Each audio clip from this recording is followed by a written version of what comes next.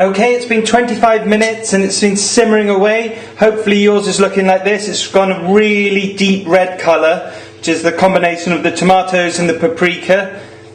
The chicken will be cooked perfectly. See, the chicken will have absorbed all the fantastic flavours in the curry.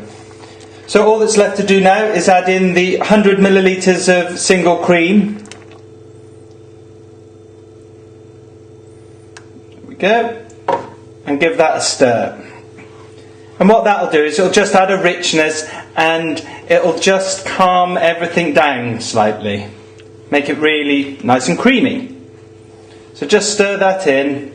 I'm just going to turn the heat up just to bring it back up to simmer. But as soon as it starts simmering again, that's when you want to turn the heat off. So just a good stir in, and then we're going to add in a nice pinch of salt. There we go. Looks pretty much stirred in. So just a nice pinch of salt. And then just stir that in.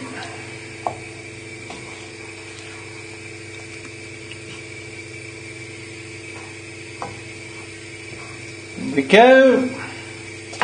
And we're ready to take it over to the work surface and serve.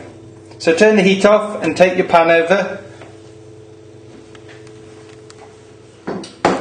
Right, and hopefully you've got your rice ready, you've got your chopped coriander and your lime.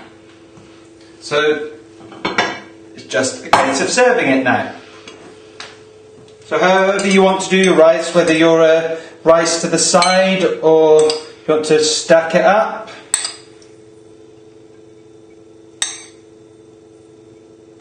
I prefer mine to the side. Keep them separate. I'm using a nice mushroom pilau rice here. But whatever rice takes your fancy. And now it's just a case of spooning over the chicken. Just making sure you get to some of the pieces. I'll try and change hands so you can see me do this better.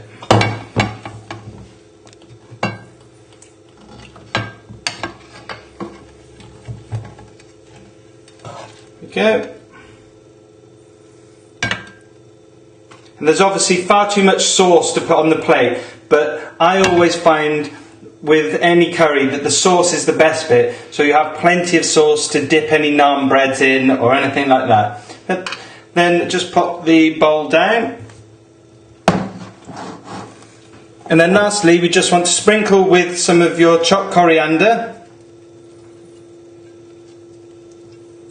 And then give a good squeeze half of one of your limes.